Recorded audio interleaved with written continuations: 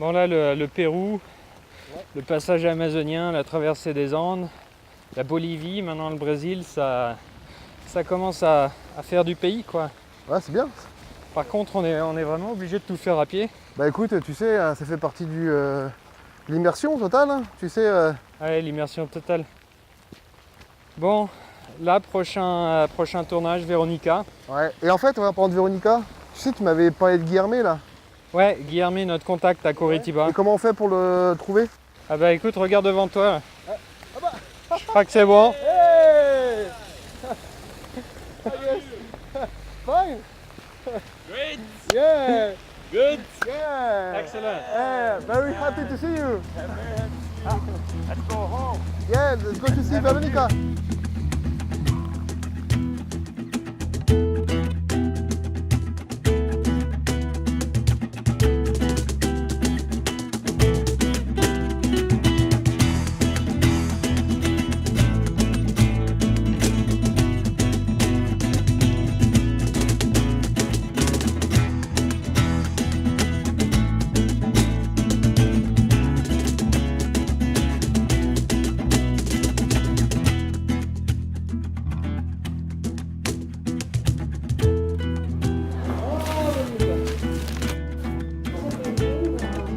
Meu nome é Verônica, eu tenho 28 anos e eu nasci em Ponta Grossa, no interior do Paraná, e hoje eu moro em Curitiba. Agora a gente está na sede do Instituto Unidos pela Vida. É uma organização não governamental, sem fins lucrativos, né? Cuja missão é divulgar a fibrose cística no Brasil, de forma que a gente consiga contribuir para a busca do diagnóstico precoce e do tratamento adequado. A fibrose cística, ela é causada por um defeito genético num gene que todo mundo tem. E esse gene, ele como se fizesse a condução dos íons de cloreto na nossa célula e deixasse a secreção do nosso organismo muito mais fluidificada. Quem tem a fibrose cística, esse processo não vai acontecer adequadamente e, por sua vez, a secreção do organismo vai ser mais espessa. Os sintomas, repetindo, pneumonia, tosse, dificuldade para ganhar peso e estatura, diarreia, suor mais salgado que o normal, pólipos nasais, são fáceis de confundir com outras doenças. A ideia hoje do Instituto é justamente trabalhar com a conscientização da doença no país, para que ela seja tão conhecida como outras doenças. What is your role in Unidos pela Vida? Eu sou a fundadora do Instituto e atualmente eu ocupo o cargo de diretora-geral da instituição. Diariamente a gente tem uma equipe administrativa que trabalha aqui no Instituto Unidos pela Vida, que é composta por um estagiário da área de Relações Internacionais e uma jornalista, e eu fico todos os dias também trabalhando no escritório. E além de todo esse time, a gente tem os voluntários que atuam em todos os nossos projetos ao redor do país, trabalhando nos projetos de comunicação e divulgando a doença nas suas cidades. Can you think of important battles you've won with Unidos pela Vida? Bom, eu acho que a principal batalha que a gente enfrenta aqui todos os dias é fazer com que a fibrose cística seja conhecida. No momento, a batalha que a gente realmente enfrenta e que a gente abraçou para enfrentar é a comunicação. What is the root of this project? Quando eu recebi o meu diagnóstico de fibrose cística, bastante tardiamente, aos 23 anos, e eu percebi que tudo que eu tinha tido ao longo de toda a minha vida era por falta de diagnóstico precoce de tratamento adequado. A partir de um sonho que eu tinha tido, que eu tinha fundado um grupo para ajudar pessoas com problemas respiratórios e a partir do meu diagnóstico comecei um trabalho de divulgação da fibrose cística no Brasil.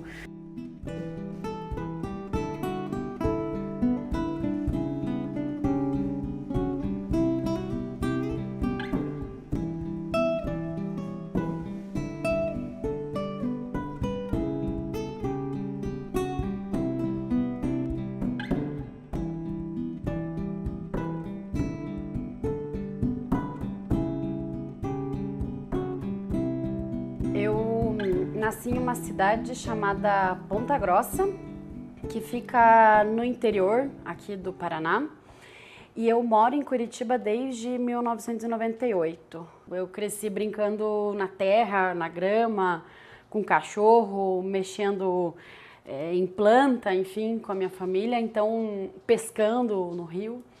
Então minha infância foi uma infância muito feliz. Eu nunca tive nenhum tipo de privação por conta da minha condição de saúde, que desde pequenininha já se apresentava bastante complicada. Desde muito pequena, dos meus primeiros meses de vida, eu sempre tive muito problema pulmonar.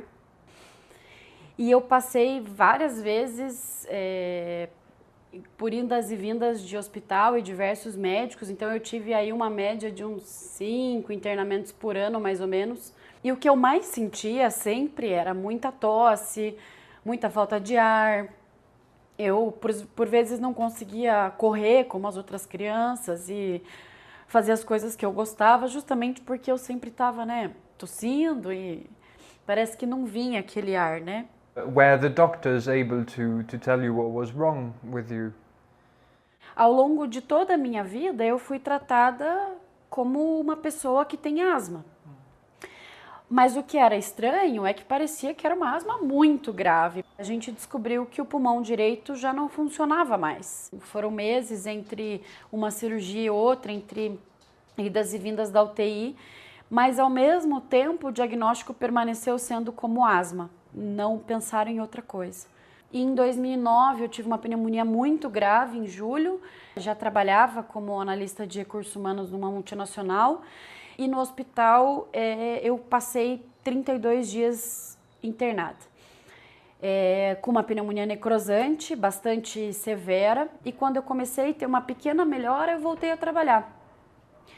E no dia seguinte do meu retorno para o trabalho, eu fui internada com pancreatite. Um médico que eu considero meu verdadeiro anjo da guarda entrou no quarto e aí ele, como quem diz 1 mais 1 é igual a 2, olhou para minha mãe e falou, ela deve ter mucoviscidose. Saindo desse internamento da pancreatite, eu fui fazer o exame. Se confirmou que de fato eu tinha a fibrose cística. When you received this diagnosis, what was your state of mind? Quando eu recebi o diagnóstico, obviamente, eu fiquei em choque. Pela primeira vez, eu tive uma oportunidade de me tratar de verdade e não de ficar apagando fogo a vida inteira. E tive sim uma esperança de poder viver mais. Então, eu recebi a notícia como um presente. Eu recebi a notícia como uma oportunidade de começar minha vida de novo para poder realizar todos aqueles sonhos que eu tinha.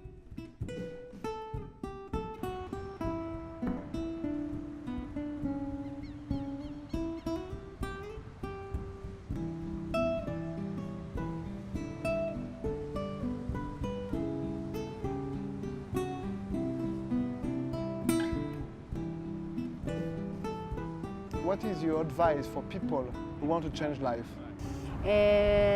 Primeiro de tudo, seguir o seu sonho, né? Porque na nossa vida a gente faz tanta coisa, tão corrida, e a gente não lembra que a gente está respirando, por exemplo, e não dá valor para as pequenas coisas da vida, para as coisas mais simples da vida. Então, que as pessoas não precisem passar por uma dor para transformar a sua vida, que elas não precisem chegar num estágio de sofrimento ou de decepção com o trabalho ou de angústia, para daí, depois de uma dor, mudar a vida. Então, que às vezes isso aconteça pelo amor a alguma coisa, por ter um sonho, enfim, né? E eu acho que o maior conselho é justamente esse, você seguir o seu sonho, você, na medida do possível, fazer o que você ama, fazer o que você gosta. Por muitas vezes, a gente acha que as coisas realmente são difíceis, né? Mas, aqui no Brasil, a gente fala que a gente acorda, né, pela manhã. Então, a palavra acordar, de uma forma metafórica, é como se a gente pudesse dar uma cor diferente para o nosso dia. Então, se eu quiser acordar e ver o dia todo cinza, eu vou ver, por mais que o sol esteja lá no céu brilhando. É se espelhar em exemplos que te fazem ser mais forte e acreditar que você também é capaz. Porque não é só o outro que é capaz de reconstruir a sua história, você também é capaz. Você é protagonista da sua vida. Então é muito bonito ver que 2 pessoas mudaram suas vidas, tiveram coragem para conhecer outras histórias ao redor do mundo e no final compartilhar como um presente para todo mundo que vai assistir o documentário. Então eu acho que antes de dar um conselho é dar parabéns. E o conselho, se é que eu posso dar, né, algum conselho, é que vocês sigam nessa missão. I want to show you something. A couve-fleur. That's a cauliflower. You have to imagine that this cauliflower is Veronica when she was 6 years old. What would you like to tell her? What would you like to say to Veronica?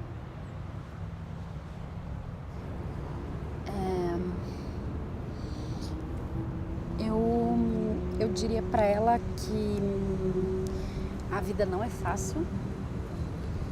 Eu diria para ela que ela vai ser forte, que o que é importante mesmo é ela saber quais são os valores dela, quais são os sonhos dela e se manter firme. Então, que ela permaneça firme, que ela seja forte e que não desista, nunca. Chora o que tem para chorar, mas não desista.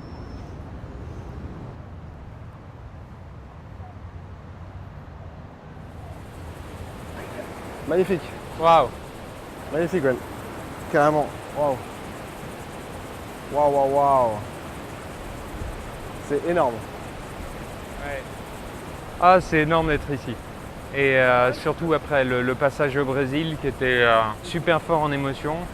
C'est un honneur que de pouvoir recueillir l'histoire de ces personnes-là et d'avoir réussi à gagner leur confiance pour qu'ils nous la racontent. Ouais, c'est un privilège.